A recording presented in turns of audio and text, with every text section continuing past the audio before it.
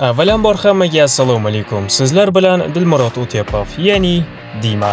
Boshlanishidan yetib ketay. Agarda meni anime kontentim sizlarni qiziqtira olgan bo'lsa, obuna bo'lishni esdan chiqarmang. Demak, bugungi videoda Death Note, ya'ni O'lim kundaligi animesining ikkita qismini sharh qilamiz. Tayyor bo'lsanglar, boshladik.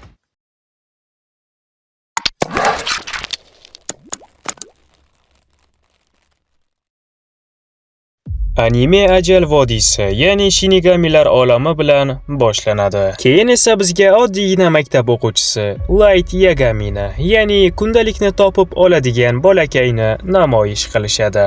Qotilliklardan bezor bo'lgan bolakay va zerikib qolgan Shinigami. Butun dunyo chiriyapti.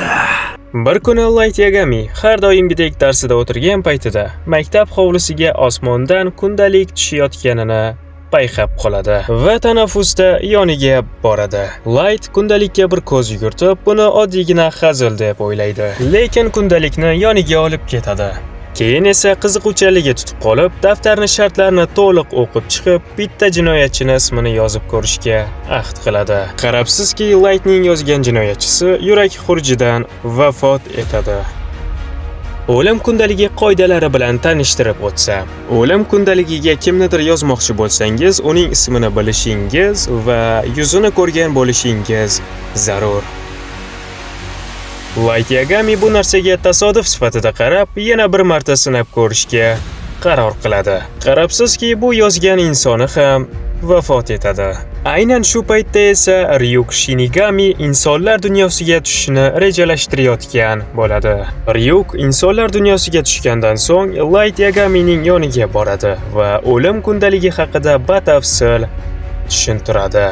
Bolakay Light Yagami esa dunyoda adolat o'rnatmoqchiligini, shuningdek jinoyatchilarni hammasini yo'q qilmoqchiligini Shinigamiga birma-bir aytib o'tadi.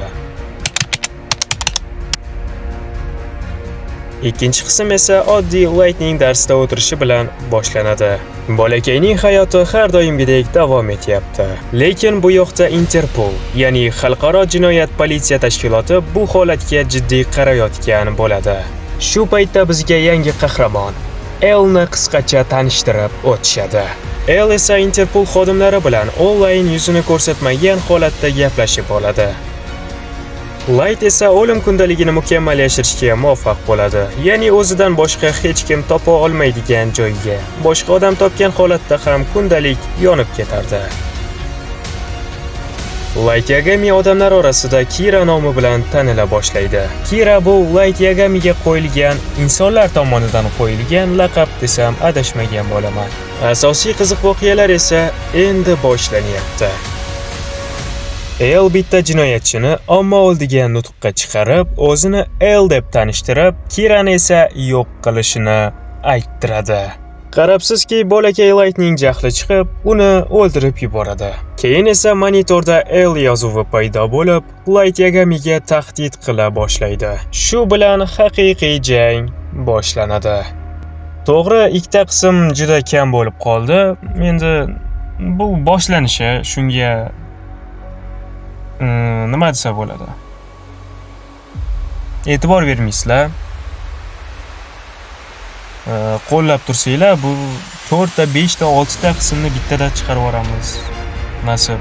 Aslida shunaqa qilmoqchi edim. Men ikkita qismni o'zi anchagina bo'lib qoladi deb o'yladim-da. 8-9 minut bo'lib qoladi. Men bu yerda ssenariy yozib chiqdim-da. Ssenariy emas o'sha. Ssenariy desa ham bo'ladi. Animeni to'liq o'zimni tilimda yozib chiqdim-da. U anchagina bo'lib ketdi. Hozir men o'shani hammasini o'qib yetib berdim. Necha minut? 3 minutmi? 3,5 minut bo'ldi. Shuning uchun ming bor uzr, keyingilarda 4 ta, 5, 6 ta, kerak bo'lsa 10 ta qismni ham bitta chiqarib yuboramiz. Qo'llab turgan hammaga katta rahmat. Obuna, like, kommentariya yozishni unutmang. Sizlar bilan Dilmurod O'tyapov, ya'ni men, Dima. Keyingi qismlarda ko'rishguncha, xayr.